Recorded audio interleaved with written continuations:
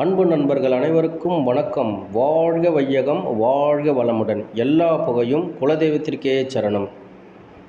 விக்ரமாதித்தன் கதையில் ஒரு பகுதி, பாம்பின் பாசமும் பருந்தின் இரக்கமும். வேதாளம் விக்ரமாதித்தனிடம் கதை சொல்லத் தொடங்கியது. ராசசேகரப்பட்டினம் என்னும் நாட்டை குலசேகரன் என்னும் மன்னன் ஆண்டு வந்தான்.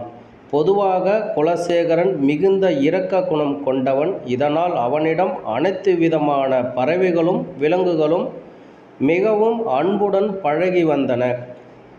அவனும் விலங்குகளுக்கும் பறவைகளுக்கும் பேசும் மொழியும் தெரியும்.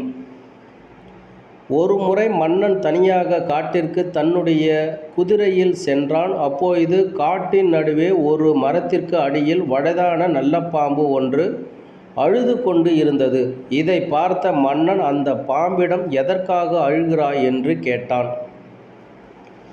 அதற்கு அந்த பாம்பானது, மன்னா, இன்று என்னுடைய மகனை நான் இழக்கப் போகின்றேன். எனக்கென்று இருக்கும் ஒரே உயிர் மகனையும் ஏந்து நான் என்ன செய்யப் போகின்றேன் என தெரியவில்லை என்று அழுதது. ஏன் அவ்வாறு செய்கிறாய் என்று அந்த பாம்பிடம் மன்னன் கேட்டான்.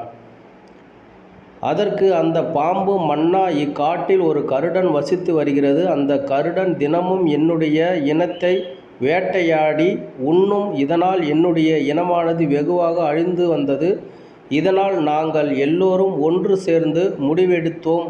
ஒன்று அந்த முடிவு என்னவென்றால், நாங்கள் என்னுடைய இனத்தில் ஒருவரை தேர்ந்தெடுத்து அவரை அந்த கருடனுக்கு உணவாக வேண்டும் என்பதுதான். அதற்கு அந்த கருடனும் சம்மதம் தெரிவித்தது. அந்த வகையில் என்னுடைய ஒரே மகனை இன்று நான் பறிகொடுக்கப் போகின்றேன். இனி நான் எவ்வாறு வாழப்போகிறேன் என்று தெரியவில்லை என்று கூறி அந்த வயதான பாம்பு அழத் தொடங்கியது.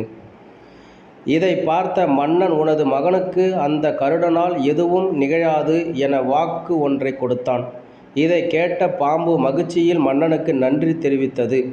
அந்த நேரத்தில் அந்த கருடன் அங்கு வந்தது. முதலில் மன்னனை பார்த்து வணங்கியது. பின்னர் பாம்பிடம் தன்னுடைய உணவு எங்கே என கேட்டது.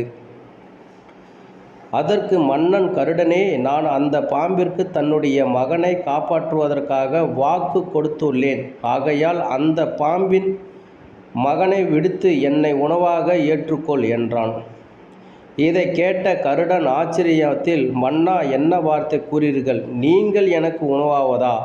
இது என்ன கொடுமை! ஒரு பாம்பிற்காக தன்னுடைய உயிரை கொடுக்க வந்த உங்களுடைய குணத்தை கண்டு விழுந்து போனேன்.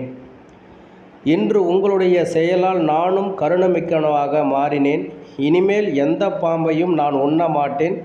அதற்கு பதிலாக இறந்த பாம்பையே உணவாக ஏற்று என்னை மன்னியுங்கள் மன்னா என கூறி அங்கிருந்து பறந்தது.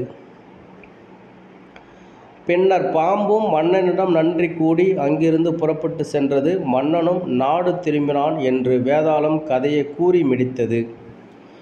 விக்ரமாதித்தா, இக்கதையில் உண்மையில் பாராட்டக்குரியவர் யார், இரக்க குணம் கொண்டவர் யார் என கேட்டது. விக்ரமாதித்தனும், சந்தேகமே வேண்டாம், ஒரு கருடன் தன்னுடைய பிறவி குணத்தை விடுத்து மன்னனும் வேண்டாம் பாம்பும் வேண்டாம் என்று. ஆகையால் அந்த கருடனுக்குத்தான் இரக்க குணம் அதிகம், அதைத்தான் பாராட்ட வேண்டும் என கூறினான். விக்ரமாதித்தன் சொன்ன சரியான பதிலை கேட்ட வேதாளம் மீண்டும் முருங்கை மரத்தில் தலைகீழாக தொடங்கியது. நன்றி.